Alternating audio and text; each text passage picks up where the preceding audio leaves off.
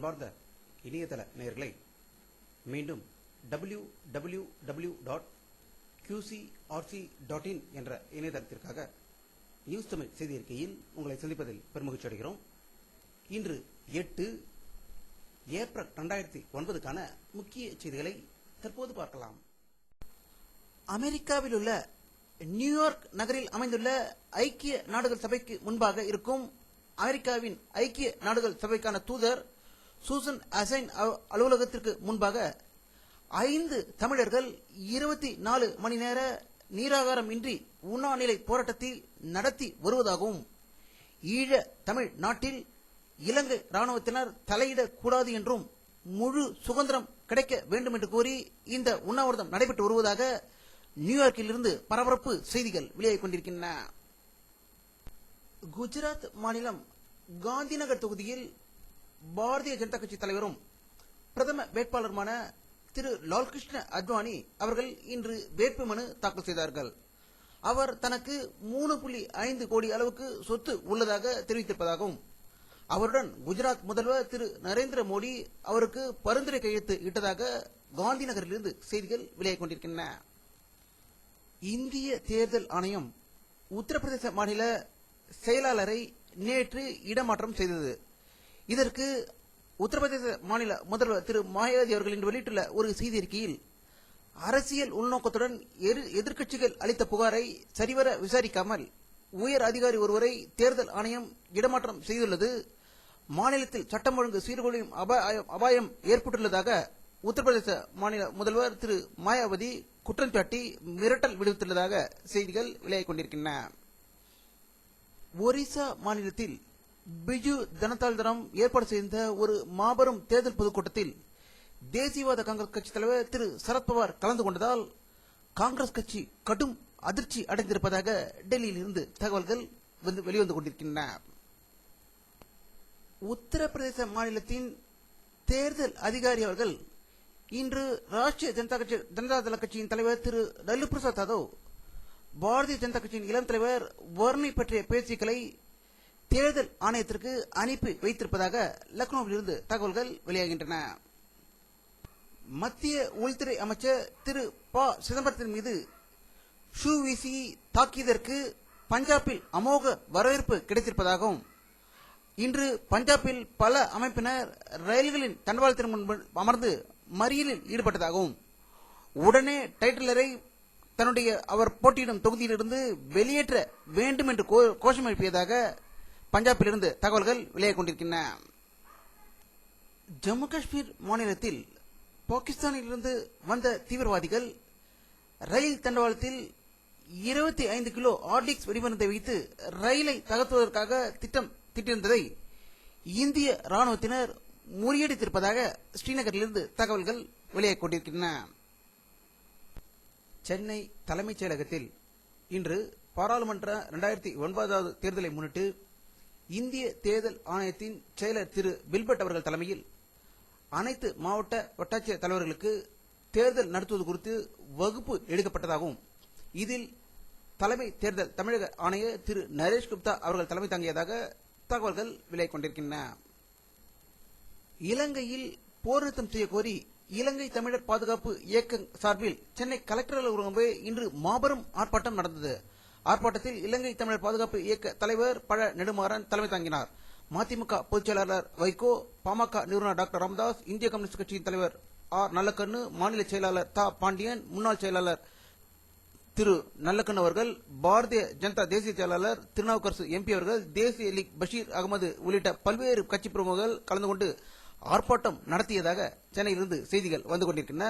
இந்த ஆர்ப்பாட்டத்திற்கு எதிராக தமிழக முதல்வர் கருணாநிதி அவர்கள் தலைமையில் நாளை மற்றொரு ஆர்ப்பாட்டத்தை திமுக நடத்த இருப்பதாக செய்திகள் வெளியாகிக் கொண்டிருக்கின்றன.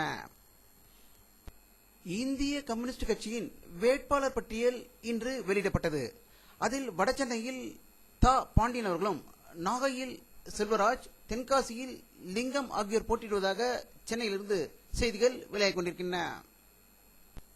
அதிமுக பொதுச் செயலாளரும் தமிழக சட்டசபையின் எதிர்க்கட்சி தலைவருமாகிய செல்வி ஜெயலலிதா அவர்கள் இன்று வெளியிட்டுள்ள ஒரு செய்தி அறிக்கையில், ஆட்சியில் அதிகாரம் தன் பக்கம் இருக்க வேண்டும், தன் குடும்பம் வளமாக வாழ வேண்டும் என்ற தன்னலத்தின் காரணமாக இலங்கை தமிழர்களை அழிக்க இந்திய அரசாங்கம் ஆயுதங்கள், நவீன சாதனங்கள் அனுப்பியதை, இலங்கை ராணுவத்திற்கு பயிற்சி அளித்ததையும் வேடிக்கை பார்த்தவர் முதல்வர் கருணாநிதி என்றும், தமிழர்களுக்கு எதிரான நடவடிக்கையை தட்டி கேட்டு அதற்காக மத்திய அரசை அளித்து வந்த ஆதரவை கருணாநிதி திரும்ப பெற்றிருந்தால் இலங்கை அரசுக்கு மத்திய அரசின் உதவி அன்றே நிறுத்தப்பட்டிருக்கும் என்று கருணாநிதி மீது ஒரு பகிரங்கமான ஒரு குற்றச்சாட்டை செல்வி ஜெயலலிதா அவர்கள் வெளியிட்டிருப்பதாக செய்திகள் வெளியாகிக் கொண்டிருக்கின்றன.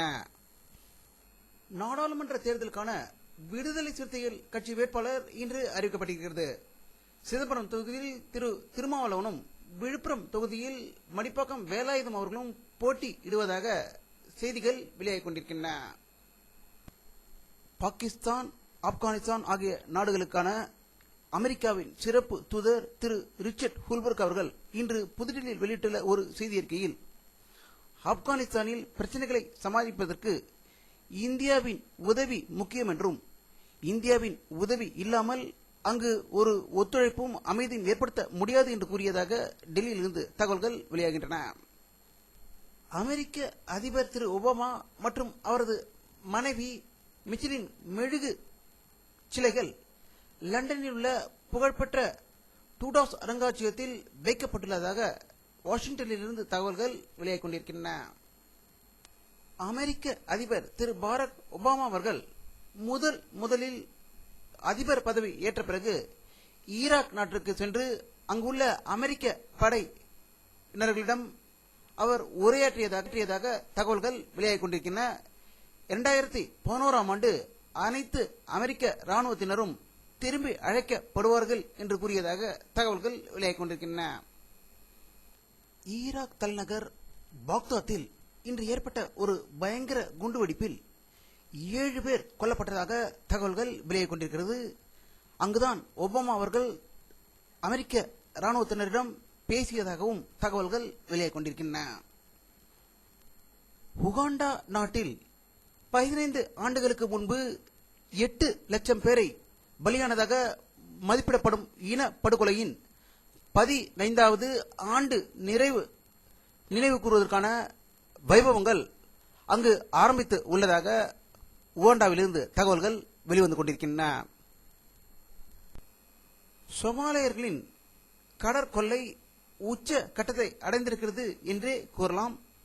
அமெரிக்க நாட்டுக்கு சொந்தமான ஒரு வர்த்தக கப்பலை சோமாலிய கொள்ளையர்கள் கடைத்து சென்று விட்டதாகவும், அதில் 20 அமெரிக்க ஊழியர்கள் பணியாற்றி கொண்டிருப்பதும், அவர்கள் பற்றிய தகவல்கள் மேலும் வந்து கொண்டிருப்பதாகவும் தகவல்கள் வெளியாகிக் கொண்டிருக்கின்றன.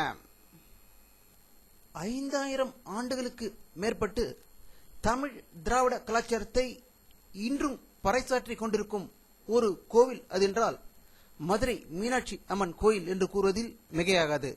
அப்படிப்பட்ட ஒரு மாபெரும் உலகப்பெற்ற பிரசித்தி பெற்ற கோவிலின் மகா கும்பாபிஷேகம் இன்று காலை மிக சிறப்பாக நடைபெற்றதாகவும் 3 லட்சத்துக்கும் மேற்பட்டோர் அதை பார்த்து சுவாமி தரிசனம் செய்ததாக மதுரையிலிருந்து தகவல்கள் வெளியாகிக் கொண்டிருக்கின்றன. வானிலை அறிக்கை 8 ஏப்ரல் 2009 பிற்பகல் 2:30 மணி எடுக்கப்பட்ட சேட்டலைட் புகைப்படத்தை தற்போது பார்த்துக் கொண்டிருக்கிறீர்கள். தென் தமிழ்நாட்டில் மேகங்கள் அதிகம் இருப்பது தெரிகிறது. இந்திய பெருங்கடலிலும் மேகமூட்டம் அதிகமாக தென்படுகிறது. ஆனால் வட தமிழ்நாட்டில் மேகங்கள் தெரியாததால் வெயிலின் தாக்கம் இன்றும் அதிகமாக இருந்ததாகவே செய்திகள் வெளியாகிக் கொண்டிருக்கின்றன. இத்துடன் இந்த செய்தி அறிக்கை நிறைவடைகிறது. மீண்டும் நியூஸ் தமிழ் செய்தி அறிக்கையில் உங்களை சந்திக்கும் வரை உங்களிடமிருந்து விடைபெறுவது உங்கள் கே பாலாஜி. நன்றி.